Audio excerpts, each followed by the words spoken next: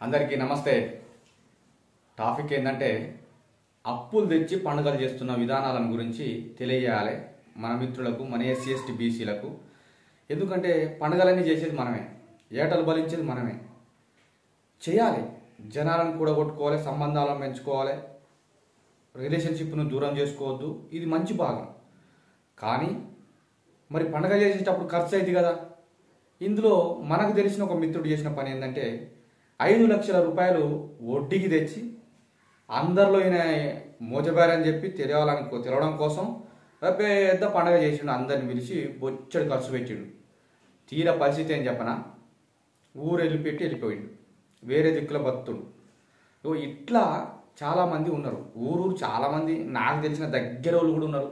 40,000 రూపాయలు తెచ్చి ఆ గతంలో పండగ చేస్తే వద్దని చెప్పిన, సంపాదించినాక పండగలు చేయాలని చెప్తే ఇప్పుడు సంపాదించినాకనే పండగలు చేస్తుండ్రు.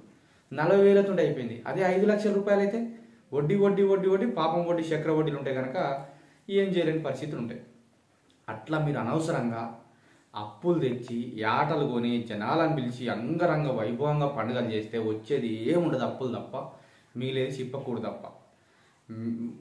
మొక్కోరి మీ దేవతలను, మీ దేవులను మొక్కోవాలి. ఎవరి సాంప్రదాయం వాళ్ళు చేసుకోవచ్చు, వాళ్ళ సాంప్రదాయం ప్రకారం ఏదైనా చేసుకోవచ్చు. కానీ ఫస్ట్ మనం ఆర్థికంగా సెటిల్ అయిన తర్వాత ఆ కార్యక్రమాలు చేసుకోవాలి.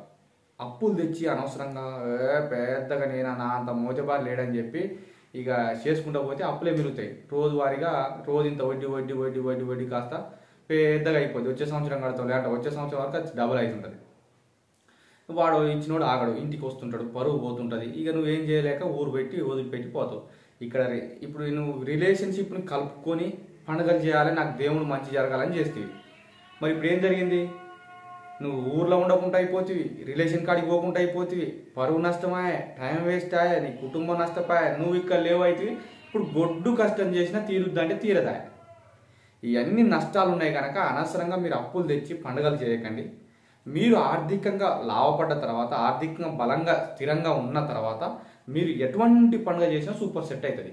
నీకు ఆడ రూపాయి ఉండదు, సరిగా గుడిసె ఉండదు, నీకు ఇల్లు సరిగా ఉండదు. 5 లక్షల రూపాయలు అప్పు తెస్తే ఏమవుతుంది? ఒక పండుగ చేయాలంటే ఇలా అంతే, పెద్ద పెద్ద మొత్తంలో చేయాలంటే. ఇప్పుడు శారీమోనీలని, ఏదైనా పుట్టినరోజు పెద్ద ఫంక్షన్ హాల్లో చేస్తే మినిమం కంటే 3-4 లక్షలు 5 లక్షలు, అది వడ్డీ వడ్డీ వడ్డీ వడ్డీ పాపం వడ్డీ. ఇట్లా అనవసరంగా చాలా ఎస్సీ ఎస్టీ బీసీలే ఎవ్వరు చేయడు అట్లా.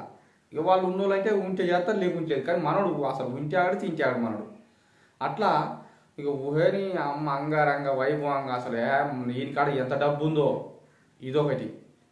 అట్లా కాకుండా దయచేసి మీరు అందరు ఆలోచన చేసి అప్పులు లేకుండా ఫస్ట్ మీరు సంపాదించుకోండి. ఏ దేవుడు కొట్టడు, ఏ దేవుడు దేవత నిన్ను చేస్తేనే బతకనిస్తా లేకుండా చంపేస్తానంటదా దేవత? దేవుళ్ళే ఉన్నా.